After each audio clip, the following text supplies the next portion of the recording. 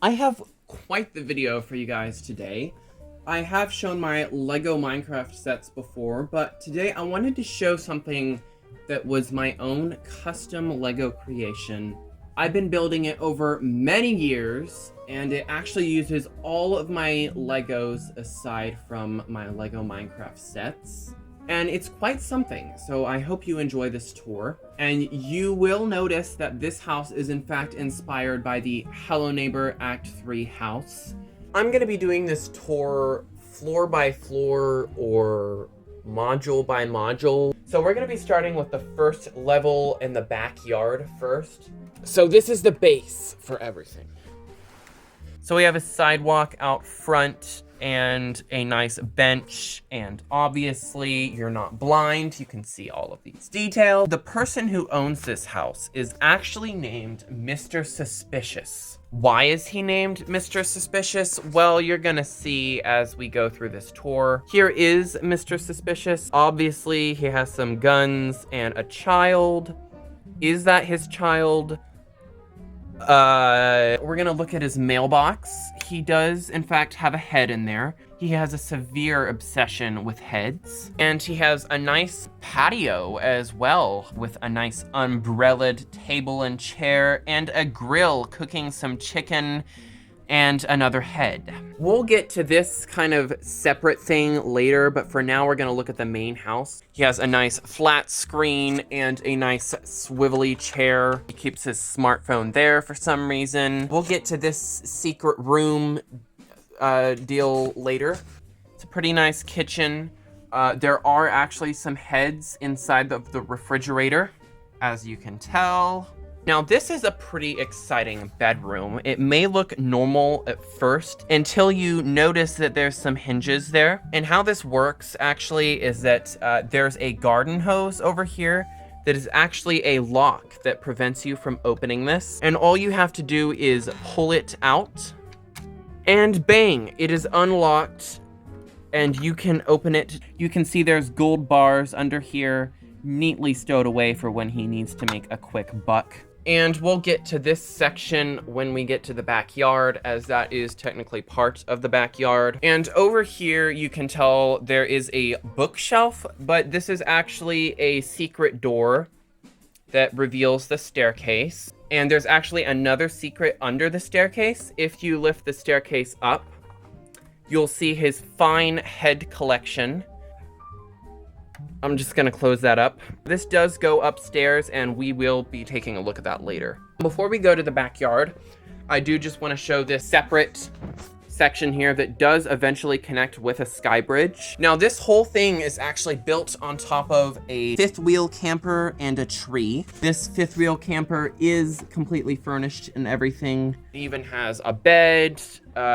It's just, you can't really take it anywhere. Now this tree has kind of grown through this section of the house. In this room, we have a giant scaled kitchen.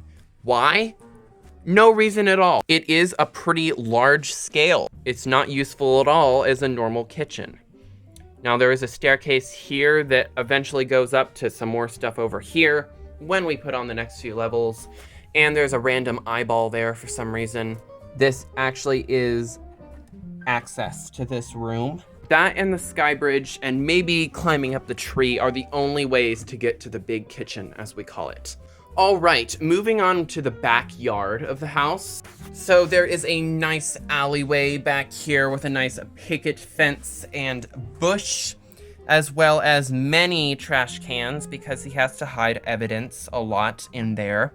And there's another trash can back here in this little kind of shed area with some tools and a bucket and everything he needs to hide bodies. Mr. Suspicious is a bit of a hoarder.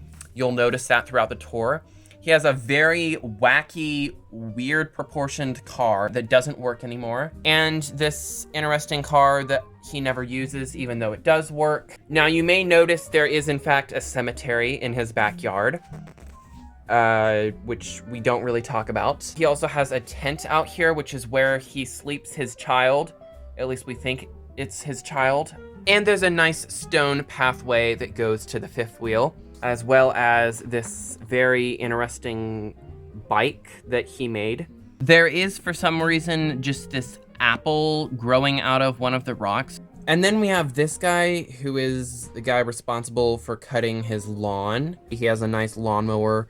I do have to give credit to my brother for creating this lawnmower. Otherwise, he'll freak out in the comments like he did in one of my previous videos. And you may notice there's a ladder here, and we'll get more to that later. I think that's it, and we're ready to move on to the next few levels. And the second floor of the main house has been placed, and it still looks like a fairly normal house, except for the fact that there's this weird hanging section over here. And I did forget to mention there is a rock climbing wall there in the backyard. There also is a security camera here. He has quite a few of those around his property. This is where the stairs come up from that secret door, and he has a dining area here and a fairly normal looking bedroom, except for the fact that if you push the bed up, there is actually some suspicious mail that he's trying to hide. He also has a nice ensuite here, and this is actually the only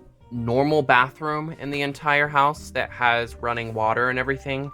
So just take a moment to appreciate that. He does actually have some hidden money under the sink. I just broke the sink. And moving on from the bathroom, we have the most suspicious room in the entire house, I'd say. We have his weapon arsenal there, and a few heads in a barrel. And perhaps the scariest thing in the room, his torture chair. It has a nice blade that can come down and sever people's heads off. And it's a very comfortable chair too. It's fully reclinable. We also have some very interesting monitors here where he can look through all of his security cameras.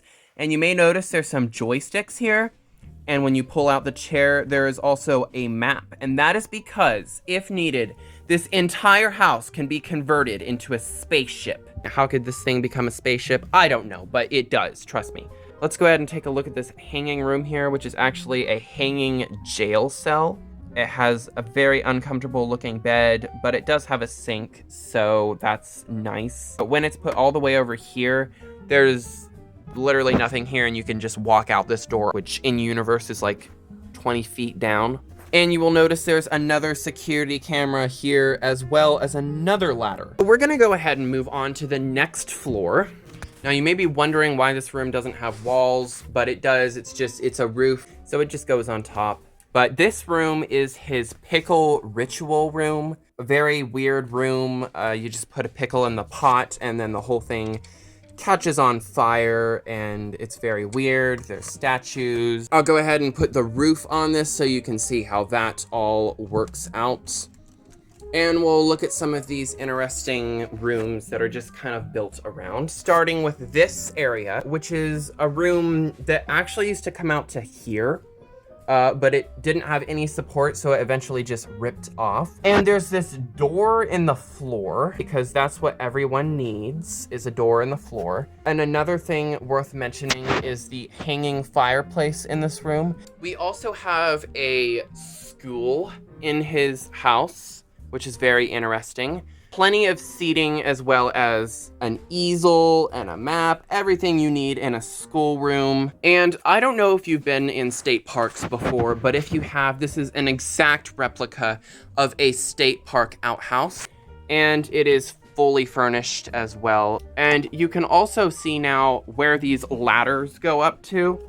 They actually go up to here, and then you have to climb around and go back up to here. And how you get into the ritual room is either by breaking this window and getting in there, or taking this sky bridge, going into this really weird thin room and dropping down in there. There's not a way to get back out, but that's one way to do it. Let's go ahead and go back down to this other section because we're starting to get a little bit behind there. And now you can see where the sky bridge leads to, and you get to it through that ladder there. This is just a random room that has 2 pianos in it. I don't really know. It's very barren for Mr. Suspicious. And up here we have a room with some emergency life vests and binoculars and surfboards. Why would he need this? Well, you'll also notice there's an escape lifeboat there, and that is in case he decides to flood the city, which he has controls to do that right there. And on top of that goes this inaccessible room, unless you magically fly up to this balcony, which has a cozy looking bedroom in it. And yeah, the balcony's really nice on this one. It's a nice view. You can tell that this is starting to get pretty crowded already. And it just got even more crowded because I put on the biggest segment of the house. This is his rainwater collecting system. And it goes through all of these pipes to get to the indoor pool, this section of the house, and the main section of the house. Let's go ahead and take a look at this indoor pool here real quick. It looks normal until you drain it. When it's drained, you'll notice that there's some interesting stuff in there. We're gonna go ahead and move over here to look at his garage. He actually parks his main car outside of his garage, and then when he wants to use it, he just unclips it and lets it fall like 40 feet down. And the garage door does open. It's just a little bit difficult with that car there. There's another security camera here, and then this is the access here for the whole floor here, that staircase. Inside the garage, he has a pretty nice and stylish looking scooter, as well as a dolly and some tools. This is one of his main hoarding floors. You'll notice that this room here is completely filled to the ceiling with tires for whatever reason. And because of that, these doors cannot open, and there's no way to get to this room, which is another hoarding room with a bunch of random stuff. There's literally a dead body in there and a giant duck head. I don't know. He also hauled a log up here for some reason. And this hallway is how you would get to the pool as well. Going back to this side for a bit, we have another random room here that's just like a storage room. It has some shelves and a chair and a lamp. Nothing special with that room. It was actually his neighbor's guest house that he just took and put it on with a crane. And here is a failed experiment where he tried to put a house there and it didn't have any support. And it kind of just cracked in half, and now it's slowly falling apart, and the roof collapsed as well. And above this house, we have the second highest point of the entire house, this turret right here, where this lady is trapped in there. It's just a glass tube. No way in, no way out. She's probably gonna be there for the rest of her life.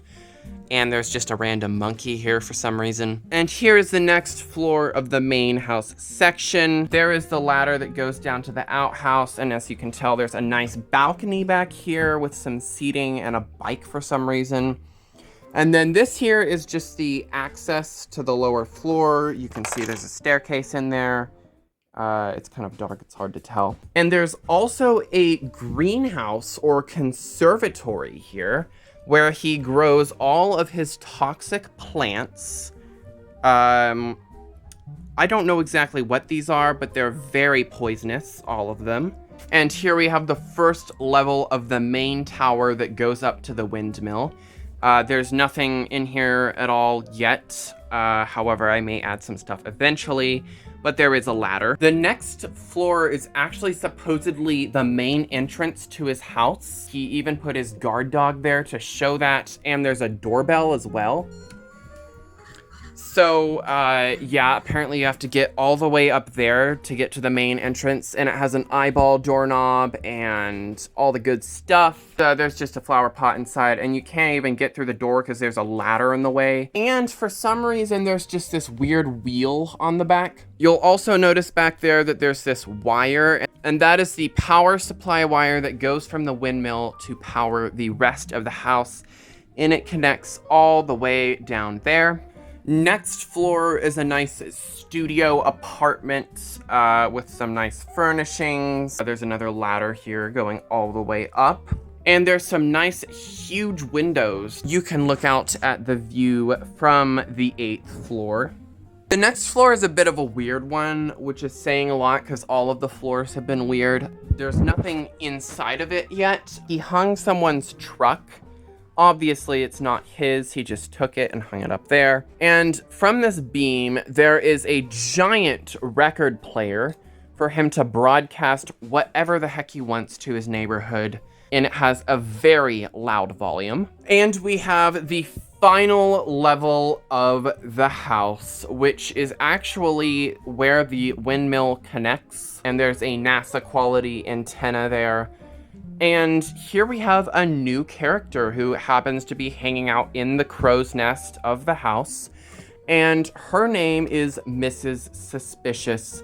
And she is appropriately wearing a bird hat to be sitting in the crow's nest. She has very interesting choices of attire. And as you can tell, there's a ladder there. The whole tower is in fact accessible. And I'll go ahead and put on the windmill real quick. There it is. It adds a lot of mass to this structure. With the windmill on, this actually does have a height of almost 4 feet. I haven't put a motor in it yet, but I might at some point. It'll just add a lot of weight to the very unstable structure of this tower. You can tell the windmill is just kind of thrown together with a bunch of random stuff. There's a broom on it. There's an oar on it. All sorts of random pieces of wood. But yeah, this is Mr. Suspicious's house. You'll have to let me know in the comments if you want me to do updates to it and show them. I have thought about doing a giant basement. Thanks for watching if you did.